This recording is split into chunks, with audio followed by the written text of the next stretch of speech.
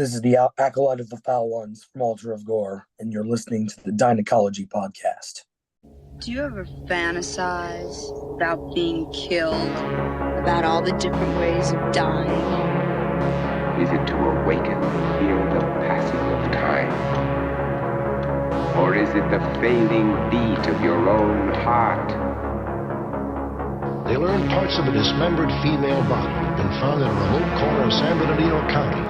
Why was her skull left outside a local restaurant? And where is the rest of her body? Death is only the beginning.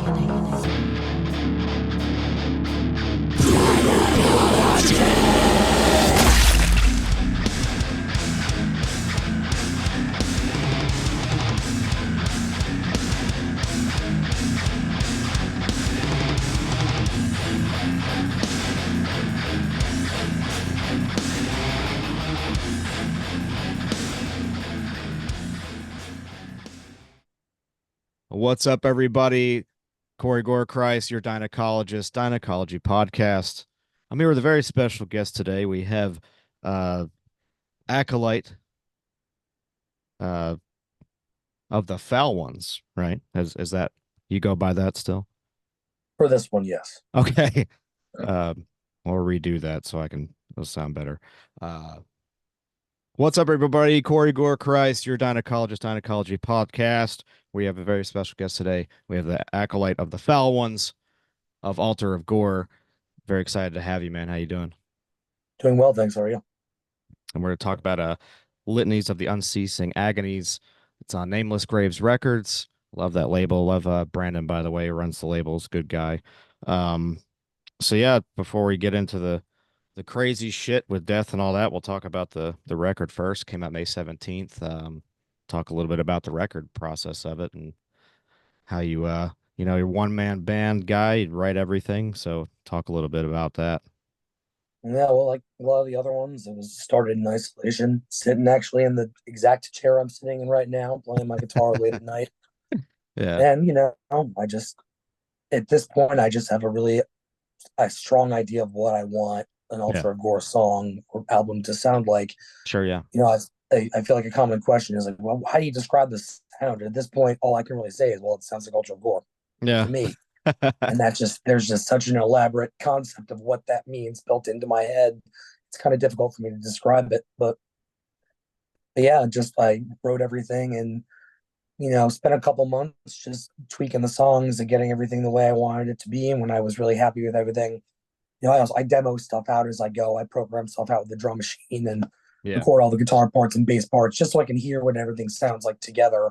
And I think that really helps when you're a one-man band because, you can't rehearse it in a room with other people and hear how it sounds together.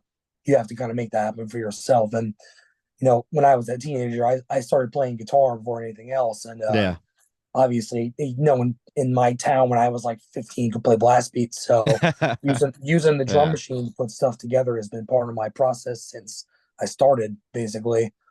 So I think that's a major reason why I can keep it all straight in my head. It's just because I can remove it and listen to it and go from there. Yeah. And then, I just kept doing that. And then one day I said, all right, we're going to go into the practice space and I'm going to set up a bunch of mics. And I did all the drums in a day, which is really horrible. I wouldn't recommend anybody do it that way if you can help it. But I don't like to risk if something gets moved overnight or something like that, or screw something up. So I'm just going to fight through the pain and do it. And I did.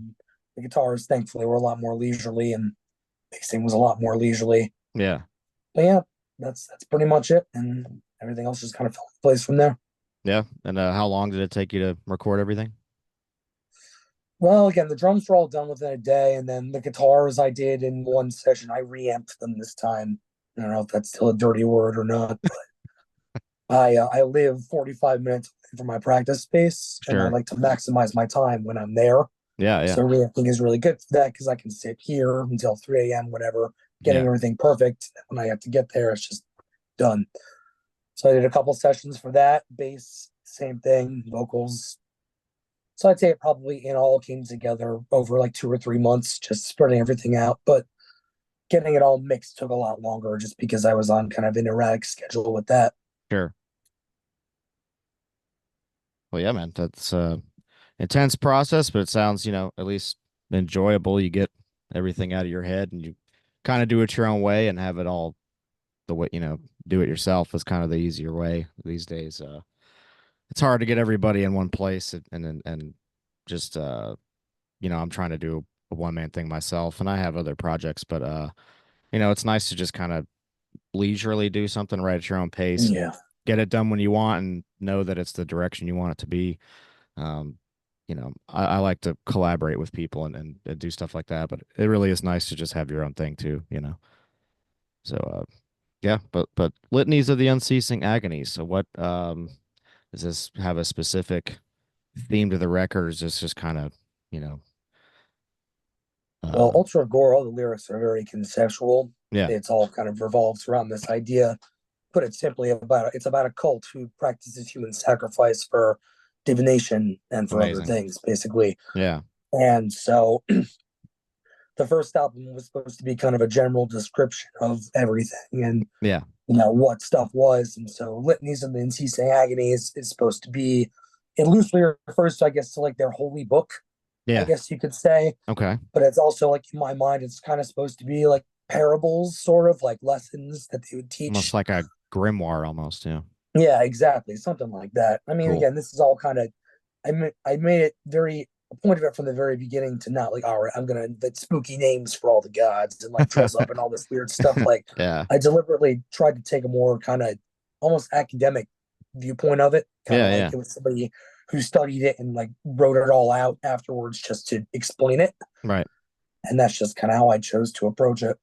And Nice. so, but yeah, so this is the second album is just kind of meant to delve more into the mythology, I guess you could say, and delve more into the reasoning behind why this cult does this and what they kind of try to get out of it and Yeah. what happens as a consequence of that. Nice. It's got a little bit of everything in there. If you want to talk about any of it specifically, like lyrically, don't have to necessarily do like a track by track, but just like infinite visions of violence. Let's go over that one. That's a good one. Well, okay. So basically, I mentioned before they will sacrifice people for divination purposes. So Mhm. if you read the lyrics in previous releases, I refer in some places to the vision of blood. Yeah. That refers to the future or foresight that is gained from sacrifice. Mhm. So infinite visions of violence is basically talking about how every time we do this, we see the future, and it's kind of like this idea that like just because it works for us, it is correct, and like, but also at the same time, it's kind of in my head, it's like, well, of course you're going to keep seeing these things happening because you're going to keep killing people to do it. Right. So it's also kind of like how you're tricking yourself, how they trick themselves, Yeah, it's like a and then consequence. also Yeah. it's there's one lyric where it's basically just saying that violence is part of man's nature, Right. at least according to them, and that's why they feel that they're just contributing to that same cycle to get what they want out of it. Right. Never actually explained it out like that before. That's what's all in my head. And I can explain it Philosophical, yeah. time. Yeah. Um, so where does this, the main thing um this podcast is about and what I wanted to differ from other ones I've done in the past is really to actually figure out where this kind of thing comes from. Like you thought of this amazing concept, which it's not like it's completely original, but for you and what your exact story you're telling, it is. People are familiar with human sacrifice and blood cults and things like that. But and in the metal world, it's definitely not uncommon. But this is something I'm interested in morbidly because I enjoy stories. It seems kind of a little fantastical in a way too. Like I have a lot of visions in my head. I guess visions of violence in my head of when you describe it to me, I get all these like cool, almost like D&D style shit in my head, and just I love that kind of shit. And I'm not even a really a avid player of it. I just enjoy that kind of lore of things and stories, like anything just involving a kind of unique, expansive universe, something you can always build upon. Um, and this is just essentially badass. So what I want to get into is, what do you have like actual experiences with things like this, or is it just like why does this interest you, Well, I mean, I've kind of been interested in death, just thinking about death and what it means for people for some time now, and I've kind of gone through a lot of different like ideas Sure. about what it is and what it means for people. I have an old project of mine called Luke's Absentia, which is like a Hmm. black metal band I did just for fun years Yeah. ago. I recorded an album with it and never put it out or anything, but that was kind of when I was writing the lyrics. That was kind of the peak of my interest in death, Right. nihilism, and like how these all tie in. And like the name of the album is Worship Nothing, so you Yeah. can kind of see where I was at. Yeah. And there's a song in there called Endless, Aimless, Ruthless Power. And that was kind of the whole idea is that death is this endless, aimless, ruthless power. Like Yeah. claims everybody, takes everybody in the end, no matter what. Aimless, because I don't believe it's like a conscious thing. It's just Right. the end. Ruthless, because it doesn't ever stop and won't. Yeah. And it's power because it's a powerful thing. So I guess I was deifying it to some extent in my Yeah. head. In like this idea of like death worship and Right. morbidity, all that stuff. So these are themes that we hear time and time again in Hmm. metal. And this is kind of where my head was at um when I wrote that. And to some extent I still believe some of that stuff. Yeah. But I remember when I was in college, I had an interesting conversation with a friend of mine who was actually like a real kind of like hippie, new agey type person. Yeah. And we were discussing something kind of along these lines. And I asked, what do you think about death? Just because, Hmm. she's kind of like one of those like sunny, like yoga doing Yeah. flowers and sunshine, whatever kind of people. Granola, Yeah. Yeah, granola and all that stuff. And, that's fine if that's your deal, like Yeah. whatever. Not personally, but when she was a good friend of mine, obviously it didn't matter. But what she said to me was more along the lines of like, I described my whole viewpoint. She's like, I see what you're saying, but I look at death more as a change. Oh, kitty. Hello, Kitty. Death, rather than being this end, it's a change, Yeah, from I one agree. state of being to Yeah, another. yeah. Good And way to look at I it. didn't really. It's not that I didn't pay it any mind at the time, but I was like, oh, that's interesting. I never thought of it that way, Yeah. and that just kind of rests in the back of my mind. But after a while, I did start to think, treating death as this final thing is one thing, but if an animal dies out in the woods, look at what happens as a result. All the bugs that grow and feed out of it, and all the mold and mushrooms and everything that makes a meal of it. And Yeah. that kind of made me think, oh, maybe it's not this end, but it's a change and it's transferring from one thing Yeah, to the other. it's a cycle for sure. Mm-hmm. So I guess that was, I don't want to call it a turning point because it wasn't really that dramatic, but I guess I kind of chilled out a little bit Yeah. and kind of started to take the idea, it's not this big, like, scary God, because even I said it's aimless, it's not like this, it's not the Grim Reaper is sitting on his throne somewhere. It's like, all right, you're next, fuck you. Taking Yeah. like it's not, I don't believe that there's anything like really godlike about it except for the fact that it affects everything. Yeah. But I kind of just have come to think that it is an inevitability, but if you really want to worship death, I think the best thing to do is just do your thing until it nabs you. Yeah. I don't want to be like live your life to the fullest and like just do all your dreams or whatever. But like Yeah. I really think that death's gonna take everyone no matter what. We have no real say Yeah. in when it takes us. Sorry, my lights. Oh, you're good. Um, and yeah, we have no say in when it's gonna take us. We have no say in how it's really gonna take us. Try as we might. Yeah. So I feel like the best thing to do is just live your damn life and try and carve something cool or whatever out of it that you want. And when you finally do die, you can die knowing that you did whatever you wanted. Yeah, damn right. Good way to put it. I always say, here for a good time, not a long time, because Yes. Oh, I'm 100% with you, man. yeah, just every day I try to keep it positive, and we've all uh go through a bunch of bullshit all the time. Mhm. Life never fails to throw things at you every day, but you just have Oh, to yeah.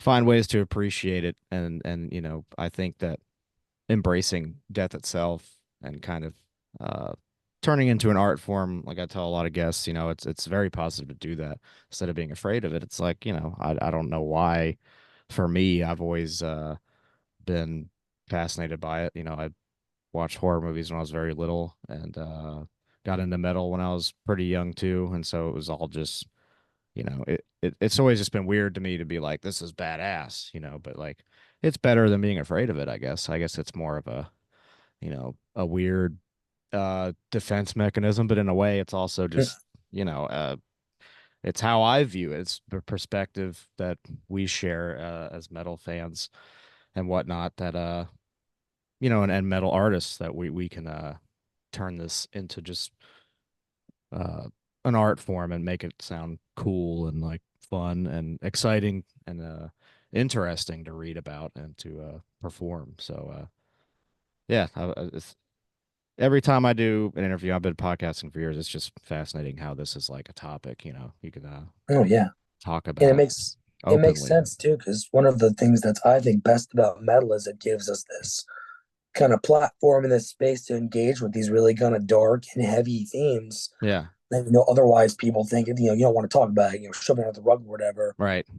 But I don't remember where I read it.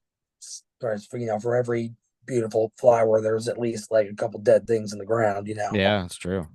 And it's not a bad thing to acknowledge these things, and probably healthier. Yeah. And I think a lot of people would rather be, you know, they'd rather escape reality and just kind of not think about those things. And that's a good Mhm. thing. But honestly, to embrace these things and to be involved in things like metal, stuff like that, I think it's a perfect form of escapism while also, you know, talking about it, but not in a way where it's like, this is scary, I don't want to do this. It's just fun, you know. Mhm. People can beat the shit out of each other to it and headbang to Mhm. it and ruin their neck in 20 years. And, you know, uh, it's a crazy thing, but I it's actually just thought of an anecdote too that you might enjoy. okay. Just to talk about how effective this can be for fostering a positive perspective on these things. Yeah. Ironically enough, it wasn't until a couple of years ago where I actually, in some form, came close to maybe getting hurt, if not killed. Oh, yeah.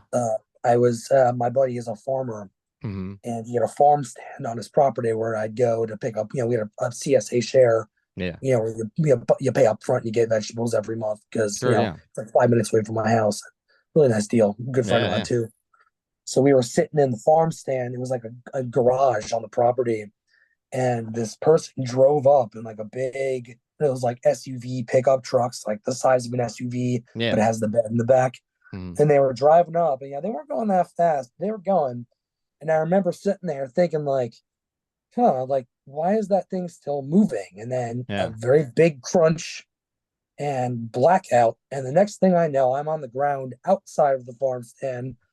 Got a big cut on my arm. It was bleeding pretty bad. Holy And shit. this kid had driven the truck into the building that me and my friends were in. Damn. Yeah, which was pretty fucking crazy, especially Yeah. because moments before we're gazing out onto the field where all the vegetables are grown. Yeah. Beautiful summer day, nice as can be. And all of a sudden, crunch. And, I was off to the side, and I Ooh. have no idea how Yeah. I got out. Honestly, I don't remember.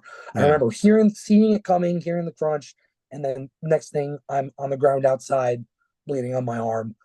Damn. And the first thing I heard my other friends call out, so I knew they were okay. And the first thing we were always hit, we were looking for the dog to make sure the dog was Yeah. okay. All right. So I would say that's I'm not going to pretend like this dude was doing like 90 going into this farm stand Right. because he wasn't, but it was still a big ass truck. Yeah. And as the gun got hurt, maybe killed. I don't know. But all I'm saying is I'm grateful because, having engaged with a lot of this stuff before and just having thought about it and put some of my brain into thinking about mortality, Yeah. I walked out of there just like, oh shit, that was scary as hell. Cool story. Yeah. You were a little more mentally I was able prepared. to Yeah. walk out with like a pretty all right perspective on the whole thing. And I'm not saying that again, it was so bad that anyone else would have freaked out because who the fuck knows? You never know until you're actually there. Yeah. But I feel like just having a slightly healthy perspective on it helped me out there. Wow. Yeah. So Absolutely. there's a good anecdote for a discussion about death. I'm glad you're all right. And that was just, you know, I mean, obviously you have to go to the hospital or anything. No, I mean it was just a scratch. Like it wasn't, Wow. I seen it like playing it down, but Yeah. it wasn't like I was like gashed or anything. We were Right. lucky because nobody really got hurt, Yeah. but So still. was it more of the impact of the vehicle, or was it from the building getting struck that hit you? Or you I don't have no even. idea. Yeah, I that don't know. just happened.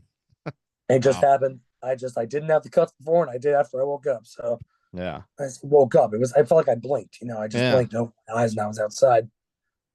Wow. Yeah, that it remains certainly one of the crazier experiences of my life. But Yeah. I'm glad I made it out too. So did any of that give you any additional perspective that you could build upon, or was it just kind of like well, that was lucky, you know? Ironically enough, I think it may have taught me more of a life lesson, which is that sometimes shit comes at you fast. Yeah. Yeah, Yes, it does. But and thankfully not too fast. yeah, not fast. And no, there's no warning bell or music to prepare you either. Yeah. Yeah, it was just something like that too. It's just, I mean, you can't see that coming. It could be best day of your life, and then that happens, and it be a Yeah, lot less fortunate. Um, yeah, it's yeah, but interesting that, you think about how the perspective, how you don't really know how to test it out. You just think like, oh, I'm used to all this kind of stuff until something like that happens. And then, like you said, like, I mean, that had to have contributed to it because I was just kind of like, oh, well, that's cool. No trauma here from this one. Um, we've been through that kind of shit. I think, a good way to overcome trauma definitely is to have some kind of a platform because, therapy is one thing, but it's nice to have a way to talk about it outside of that, like professionally.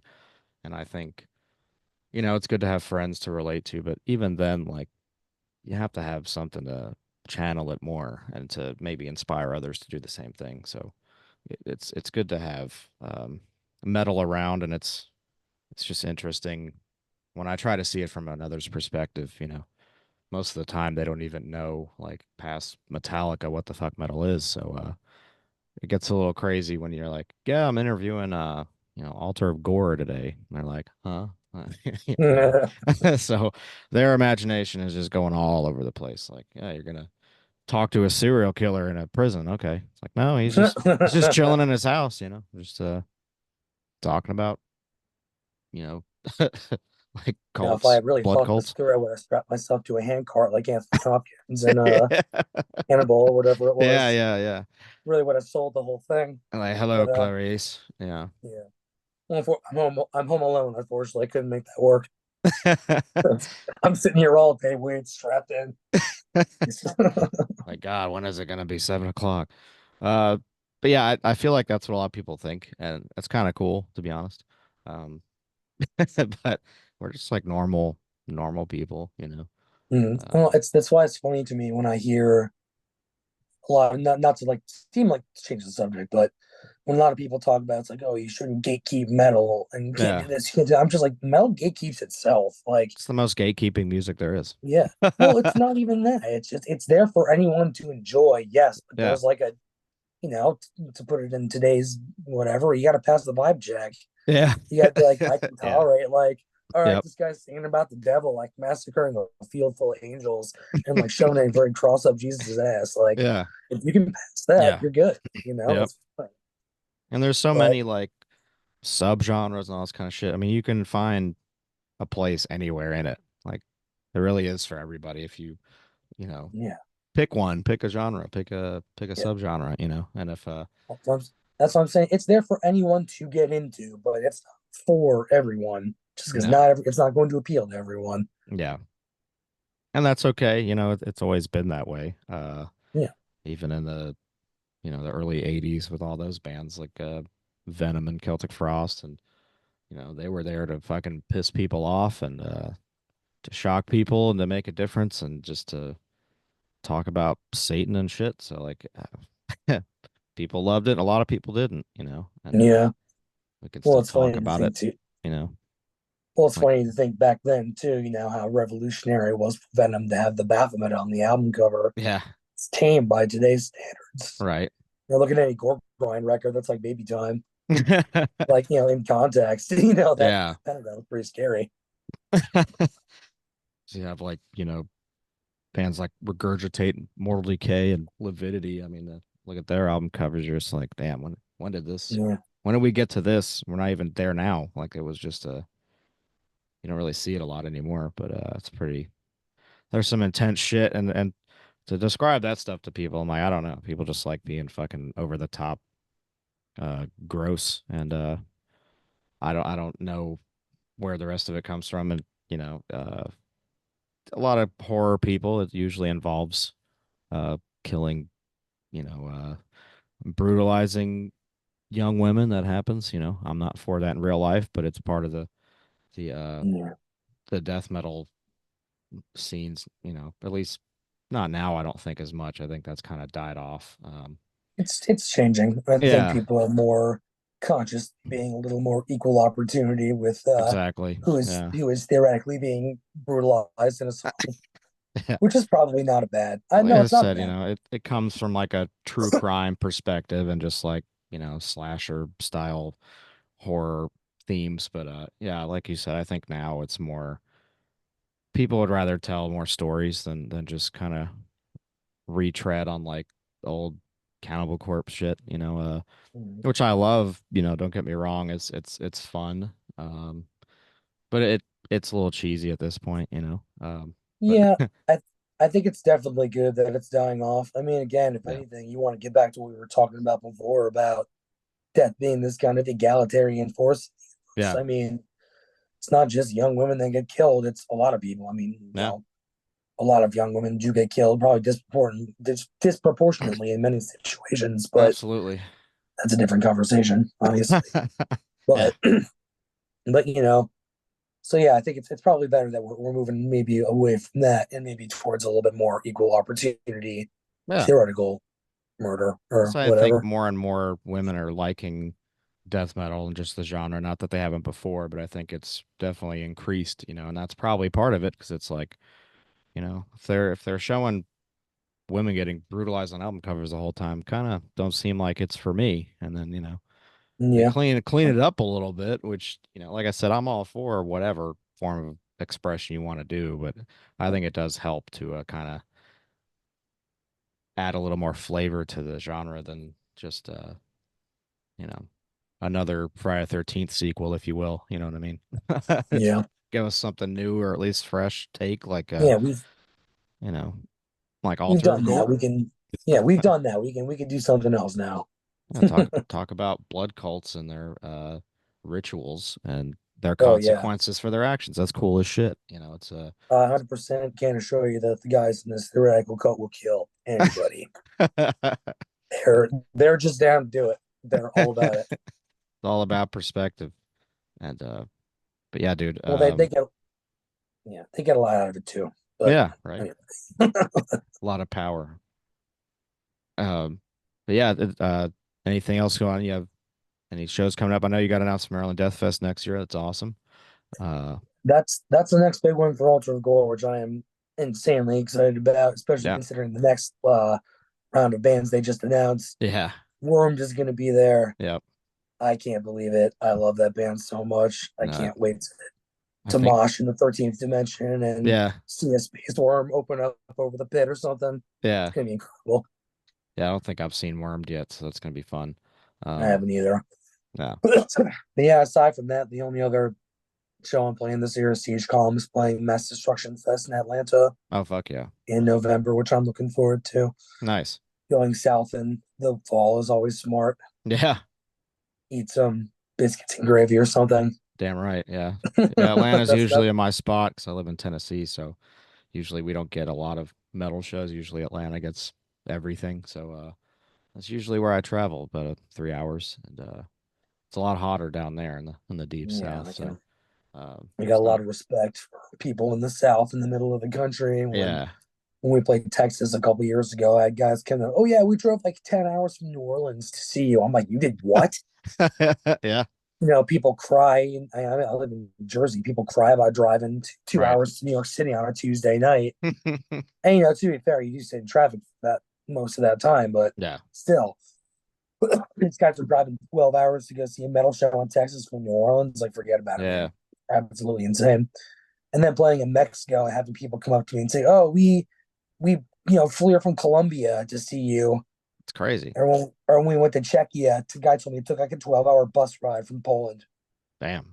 It's crazy, man. I'll never complain about driving Yeah. to a show ever again. Oh yeah, I remember I drove to Atlanta to see like Behemoth, and I think it was Black Dahlia Murder. It was the Decibel tour. I think it was the first one they did. And I was talking to Ryan of Behemoth, and I was like, yeah, I drove from Knoxville to see you guys. And he's like, oh, we came from Poland. I was like, yeah, I know. It's like I wasn't trying to say it was a huge trek. It was 3 hours. So just letting you know where I'm from. He's like, oh yeah, we came from Poland. I was like, yeah. I wonder how many times he's used that bit. Probably a bunch. He's hilarious. So that's fucking funny. But yeah, Maryland's usually my big thing each year. I fly out there. So usually I drive. But this year I flew this past year, so couldn't really This find anyone to go with in town to drive down. So I just went, and yeah, it's a hell of a time if you've never been. That So was actually my first time when yeah. Siege Column played the last one. It was Oh my yeah, first yeah. time going, Okay. which Yeah. which is incredible. I mean, my Yeah. friends have been going like almost every year for 15 years now, Yeah. and they've always been trying to get me to go. I'm like, I don't really like festivals, and turns out I'm not a huge fan of festivals, but I love MDF because Yeah. that was a shitload of fun. That's a lot different 'cause it's not like an open air. It's mostly indoors. And the way they did it this year is the setup was really good. Um, and I hope they continue that and make it better. But it's definitely a lot better now. More organized. It's all in the same area again. So yeah, I look forward to it. And as more bands get announced and ones cancel and they replace them with other ones, how they do it every year, they do a great Yeah, job of it. So yeah, it's gonna be sick. It'd be good to see Altar of Gore after seeing yeah, Siege Column. So I'm looking forward to playing. fuck yeah. Well, yeah, man, this has been awesome. Really appreciate your time and finally got one in with you. I know Yeah, it's been like, thank you for your patience. oh, anytime, man. I'm glad my voice held out. Seems Yeah, like they're okay. it's all right. We'll just say, what did David say? He's like, just say that he was screaming at nuns before the interview. I was like, yeah, he might go for that. But yeah, Litanies of Unceasing Agonies by Altar of Gore is out now. You go pick it up and Bandcamp it, Spotify it, whatever. Show them some love. Buy some merch if you have merch. Definitely show your support. And of course, I'll put links on the bottom of the video when I put it up. So you have all the links you need for everything. So you guys get your shit out there. And yeah, I know that we don't live in the best time for having expendable cash, but all the more reason to help bands out and so they can keep on making music. So, but yeah, man, I really appreciate your time and your patience with me as well. And hopefully you get back to at least 98% here soon. And you know, anytime you want to come on, I'm down, man. Whenever you got something else, you know, that'd be sick. I had a lot of fun. Yeah. Hey, if anybody wants something together, shoot me an email. We'll talk about it. Hell yeah, dude.